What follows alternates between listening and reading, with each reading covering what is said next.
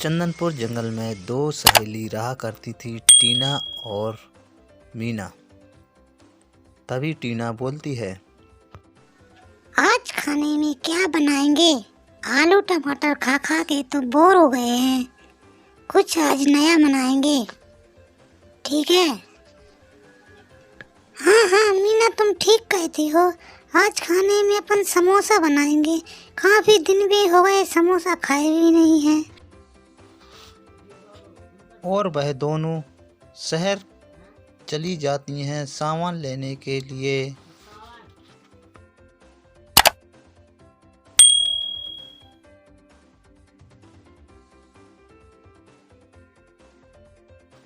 और दोनों सहेली बाजार से सौदा ले आती हैं। एक मैदा ले आती हैं और एक तेल ले आती हैं और घर वापस आ जाती हैं। और दोनों घर आकर समोसा बनाने लगती हैं। समोसा पूर्ण बन जाने के बाद वह दोनों एक साथ खाना खाने लगती हैं।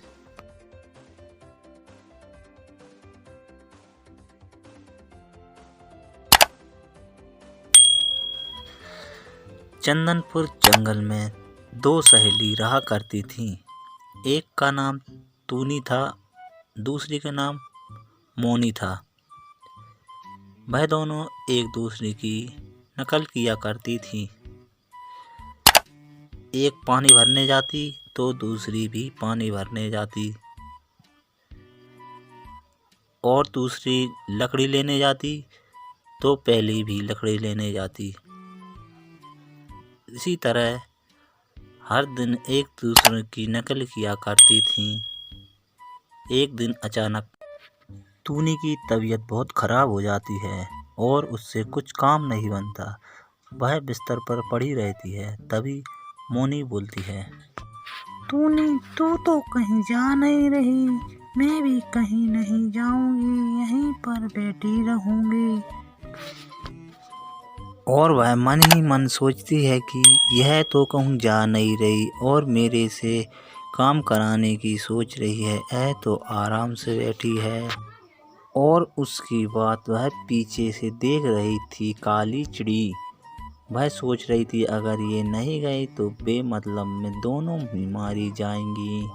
और वह कहने लगी, बहन तू मेरी बात सुन, तेरे लिए और तेरी सहेली के लिए तू खाना की व्यवस्था कर ला, नहीं तो तुम एक दिन ऐसे ही मर कहकर जाओगी। काली चिड़ी वहां से चली जाती है।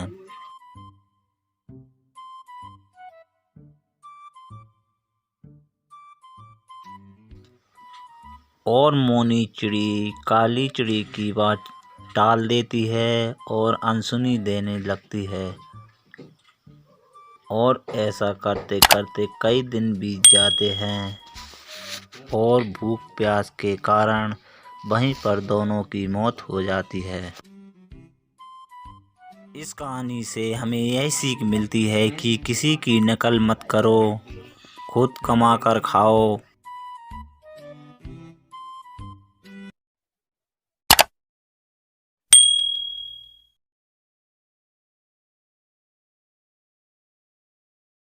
एक गांव में एक दीपा और उसकी लड़की रहा करती थी। पूनम तोतली थी, उस वजह से उसकी शादी नहीं हो पा रही थी। रिश्ते तो बहुत आते थे पर लड़की पसंद नहीं कहकर चले जाते थे। तभी पूनम बोलती है, माँ, क्या मेरी शादी नहीं हो पाएगी? हे भगवान, तू हमारी कैसी परीक्षा ले रहा है? एक दिन अचानक शहर का लड़का दीपक गांव घूमने आता है और अचानक उसकी नज़र पूनम पर पड़ जाती है। वाओ, क्या कितनी सुंदर चिड़िया है। काश इसकी शादी मेरे से हो जाए तो कितना अच्छा रहेगा। मैं जाके पापा से बोलूँगा। दीपक तभी उस गांव से अपने घर शहर आ गया और उसके पापा से बोलने लगा, पापा, उस गांव में बहुत सुंदर चिड़िया रहती है, मेरी उससे शादी करवा दो, मैं उससे शादी ही करूँगा। बेटा, वह गांव वाले हैं, दहेज नहीं दे पाएंगे, देंगे तो कम दहेज देंगे।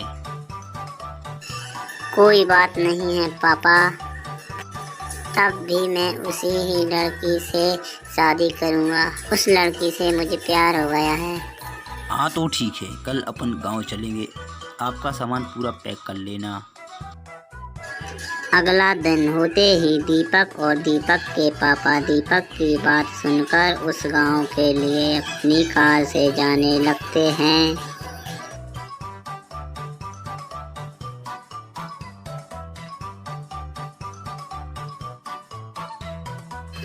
और पूनम के घर पहुंच जाते हैं। उसकी माँ से बातें करने लगते हैं। आपकी लड़की से हमारे लड़के की शादी कराना चाहते हैं, क्या आपको मंजूर है? पर हम दहेज नहीं दे पाएंगे साहब, फिर भी क्या आप हमारी लड़की से शादी करो। जी कोई बात नहीं, चलेगा, फिर भी हम आपकी लड़की से शादी करेंगे। हमारा लड़का आपकी लड़की से बहुत प्यार करता है। अगले दिन ही मंदिर में जाकर उन दोनों ने शादी कर ली। उनकी शादी बड़े ही धूमधाम से बनाई गई और पूनम की माँ बहुत खुश और वह तीनों अपने घर चले गए। जभी दीपक उससे बोलता है पर पूनम कोई भी जवाब नहीं देती। तभी दीपक सोचता है शायद इसे शर्म आ रही होगी, इसलिए यह जवाब नहीं दे रही और दोनों वहीं पर सो जाते हैं। अगले दिन होते ही दीपक काम पर चला जाता है।